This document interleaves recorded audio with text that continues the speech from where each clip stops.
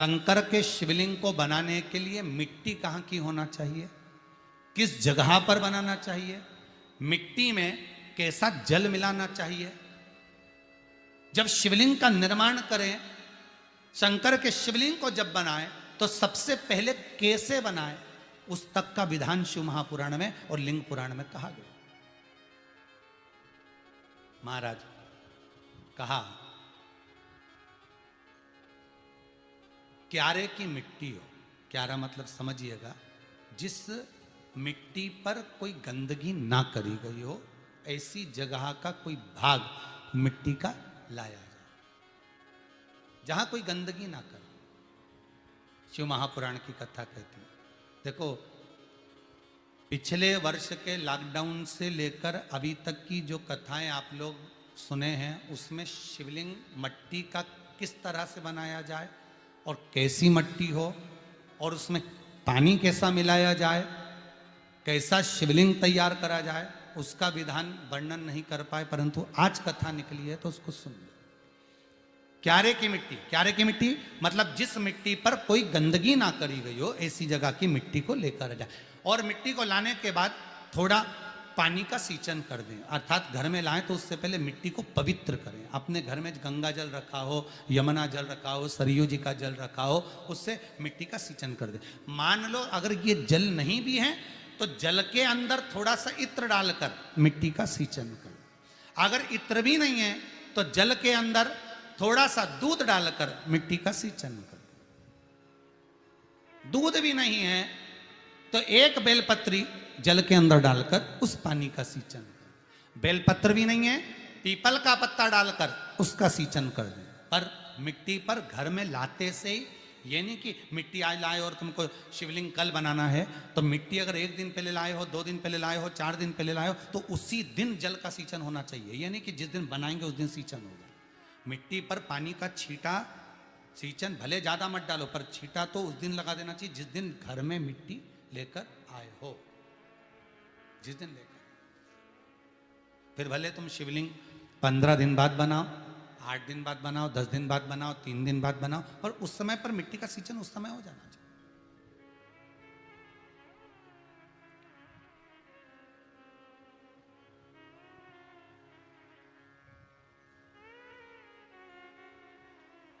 फिर कहा, जिस दिन शिवलिंग का निर्माण करो उस दिन प्रातः में अगर आप शिवलिंग बना रहे हैं तो ब्रह्म मुहूर्त में मिट्टी को गला दो। किस पानी से गलाना है उसका भी प्रमाण, उसका भी शास्त्र वर्णन करा। किस जल से गलाया जाए, शिव महापुराण की कथा कहती है।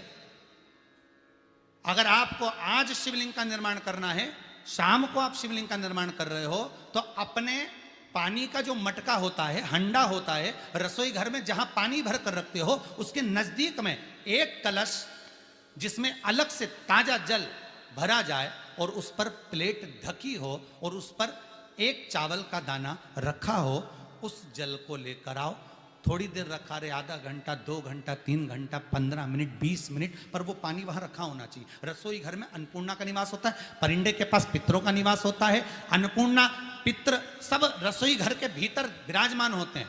शास्त्र कहता है 33 कोटि देवता एक समय के लिए, एक क्षण के लिए हमारे रसोई घर में प्रवेश करते हैं। इसलिए रसोई घर को तुम पूरे घर को स्वच्छ रखो ना रखो, पूरे घर को तुम साफ रखो ना रखो, पर रसोई घर एकदम क्लीन होना चाहिए, साफ होना चाहिए, स्वच्छ होना चाहिए। आज के जमाने में तो खैर गया, पर पहले जब मट्टी के चूल्हे होते थे, जब चूल्हा बंद होता था तो उसको गीला कर कर, गोबर को या पानी में उसको गीला कर कर, एक कपड़े को गीला कर कर पूरे चौके को, रसोई घर को पोंछा जाता था। मिट्टी का होता था वो, तो भी उसको पोता लगाते थे, पोंछते थे।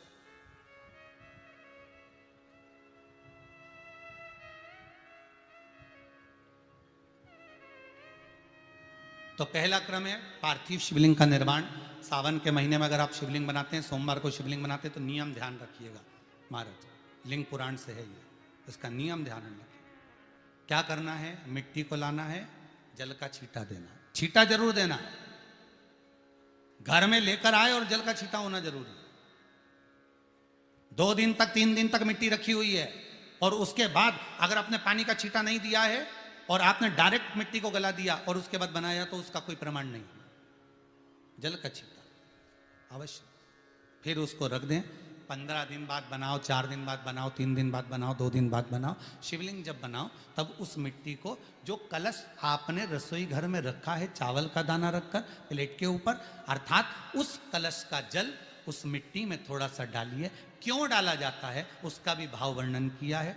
अब भविष्य पुराण, स्कंद पुराण और अग्नि पुराण, इन तीनों से ले लिया गया। वर्णन किया गया, जब उस कलश का जल हम डालते हैं तो उस कलश में पितरों का भाव आ जाता है, अन्नपूर्णा का भाव आ जाता है, घर में लक्ष्मी का भाव आ जाता है, संपदा का भाव आ जाता है।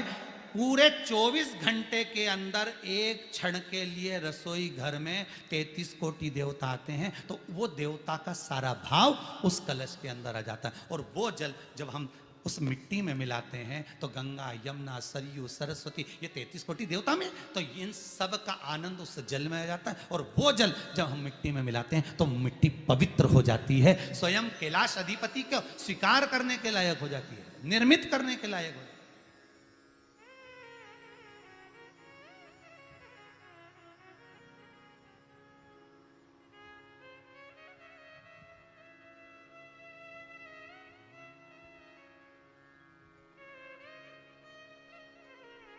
शिवलिंग का निर्माण।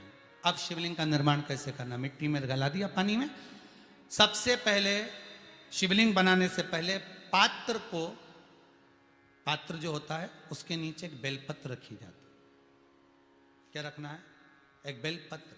शंकर को झेलने के लिए कोई साधारण नहीं है पात्र जिसपे झेला जाए। स्वयं गंगा शिव की जटा में, और आप शंकर के शिवलिंग का निर्माण कर रहे हो, कोई साधारण नहीं हो सकता। स्वयं आप विदेश्वर संहिता के अंतर्गत पढ़े कि ब्रह्मा और विष्णु, ब्रह्मा ऊपर जा रहे हैं, भगवान विष्णु नीचे जा रहे हैं, तो पता नहीं कर पा रहे कि यहां चरण कहां पर और शीश कहां पर है, उसको जान ही नहीं पा रहे।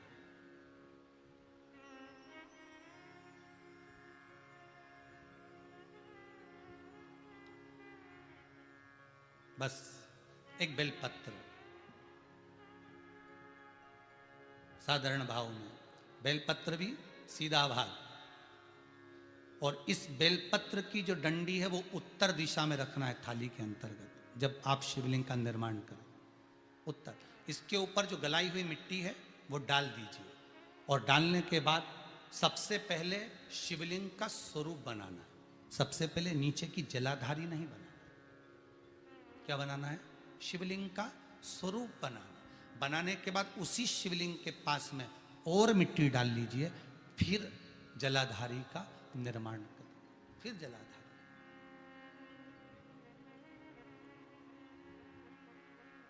शिवलिंग जलाधारी निर्मित हो गई। शंकर जी का संपूर्ण परिवार शिवलिंग में रहता है, आपको पहले भी कहा। भगवान भूत अधिपति भूतेश्वर भगवान शिव का संपूर्ण परिवार शिवलिंग में, पहले भी कथा में कहा, आज फिर आपको वर्णन कर देते हैं। जैसे ये जलाधारी है गोल, ये चरण है, ये शिवलिंग है।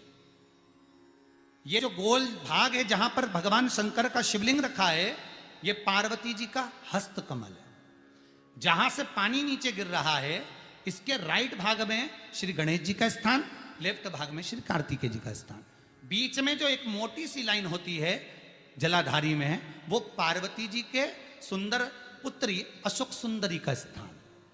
शंकर जी के ऊपर जो तिकोनी रखी रहती है, उसके ऊपर से जो जल बूंद बूंद नीचे गिरता है, ये जो पानी बूंद बूंद नीचे गिरता है, या आप कलश से जल चढ़ाते हो या आप श्रृंगी से जल चढ़ाते हो, तो ये जो पानी गिर रहा है, ये शंकर भगवान की 5 पुत्रियां, जया, विषहरा, शामरी बारी, दौतली और देव, ये शंकर जी की 5 बेटियां,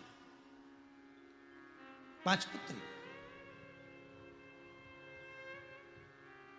कार्तिकेय भी है, गणेश भी हैं, अशोक सुंदरी भी है, शंकर जी की 5 बेटियां भी हैं, शंकर भी है और पार्वती भी। अर्थात शिव जी के परिवार में आपको गणेश जी की पूजन अलग करने जाने की जरूरत नहीं पड़ेगी, शंकर के परिवार में पार्वती जी की पूजन अलग करने जाने की जरूरत नहीं पड़ेगी, कार्तिकेय की पूजन अलग जाकर करने की जरूरत नहीं है। शंकर का परिवार शंकर के शिवलिंग के साथ में उस जलाधारी में संपूर्ण परिवार शंकर का विराजमान है, संपूर्ण परिवार, कुछ भी नहीं, संपूर्ण और पूरा परिवार है महाराज।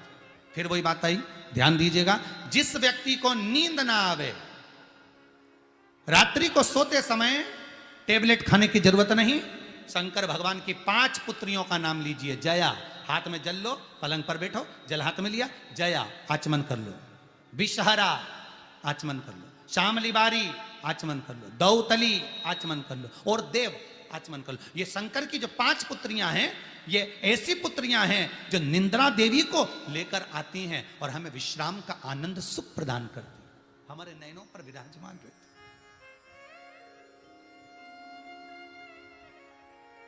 हाँ, यदि विवाह नहीं हो रहा, शादी नहीं हो रही है, बहुत समय से लगन देख रहे हो, शादी नहीं हो रही, बहुत समय से परेशान हो गए कि विवाह ही नहीं हो रहा, हम तो टेंशन में पड़ गए, लड़की 28 साल 30 साल का लड़का हो गया, विवाह नहीं हो रहा, कुछ मत करो। अष्टमी तिथि आए तो अशोक सुंदरी वाली जो जगह है वहां पर हल्दी की 7 बिंदियां लगा दो, लड़का लड़की का हाथ उस बिंदी पर रखवा दो, उसका नाम गोत्र बोलो, उसी हल्दी में उसके हाथ पीले करवा दो और पीपल के पेड़ पर उस हाथ के 5 छापे पड़वा दो, 3 महीने में विवाह पक्का हो जाता है महाराज। उसका इतना, अशोक सुंदरी के उस हल्दी का इतना प्रमाण।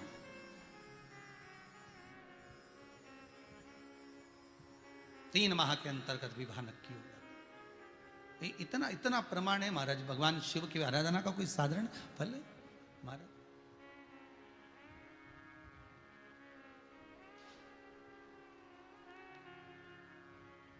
निर्मित करा शिवलिंग। एक बार सब जितने भी टीवी पर बैठे हैं, सम्मुख में कथा सुन रहे हैं, फेसबुक यूट्यूब पर सुन रहे हैं, एक बार साथ में समझें वापिस निर्माण को, शिवलिंग के निर्माण को। मिट्टी लाए, स्वच्छ जगह की, जल का छींटा दिया, रखा। जब शिवलिंग बनाया तो 1 कलश पानी पहले से 2 घंटा, आधा घंटा, 15 मिनट, 20 मिनट पहले उसको रख दिया, उसी पानी से उसको गीला करा। गीला करने के बाद उसका निर्माण सबसे पहले बेलपत्री, बेलपत्री के ऊपर मिट्टी, मिट्टी के ऊपर रखकर शिवलिंग का निर्माण, फिर जलाधारी का निर्माण, जलाधारी का निर्माण और शिवलिंग का निर्माण पूर्ण होने के बाद में फिर बाबा का सुंदर भाव से आप श्रृंगार करें, अभिषेक करें, पूजन करें। और एक बात याद रखना, पार्थिव शिवलिंग का अगर निर्माण करा है तो आपको वो पार्थिव शिवलिंग को रात्रि होने से पहले विसर्जन होना जरूरी है। हाँ, अगर कोई शिवरात्रि का दिन है तो फिर आप पूरी रात रख सकते हो, हरतालिका तीज का दिन है पूरी रात रख सकते हो, बड़ी तीज है, छोटी तीज है, आप शिवलिंग बनाए हो तो आप पूरी रात रख सकते हो, विशेष कोई उत्सव है, श्रावण का महीना है, पूरी रात रख सकते हो। पर बाकी के समय अगर आप शिवलिंग का निर्माण करें तो उसको सूर्यास्त होने के पहले आप उसको नदी में, जल में, जलाशय में विसर्जन करें। बहुत ध्यान दीजिएगा, विसर्जन करते समय जब आप विसर्जन करें, पानी में अपने पात्र को, शिवलिंग को जब छोड़ें, उस समय पर ध्यान दीजिएगा कि शिवलिंग की जो जल की धार है, जिसका उत्तर की ओर जो जल की धार होती है, विसर्जन करते समय वो जल की धार अर्थात वो उत्तर का भाग हमारी ओर होना चाहिए और थाली इस तरह से पकड़ें कि वो भाग हमको जब डालें तो वो भाग हमको दिखे, थोड़ा सा नजर आए पानी में डालते समय। और जब वो थोड़ा भाग दिखता रहे, और जिसलिए आपने शिवलिंग बनाया, जिस कामना से आपने शिवलिंग बनाया है, वो कामना उस भाग को पानी में देखते देखते बोल दीजिए, वो कामना पूर्ण हो जाती है। इसको कहते हैं पार्थिव शिवलिंग का निर्माण करना और उसकी आराधना करना। उसकी आराधना कई लोग करते हैं, बना भी लेते हैं, पूजन भी करते हैं, और कई बार कहते हैं हमारा काम नहीं, तो उसमें भगवान का दोष नहीं है, दोष अपना। देखो, आप आए नहीं, सुबह हो गई, मेरी पूजा की थाली धरी की धरी रहेगी, क्यों नहीं आए, किस लिए नहीं, वो हमें देखना।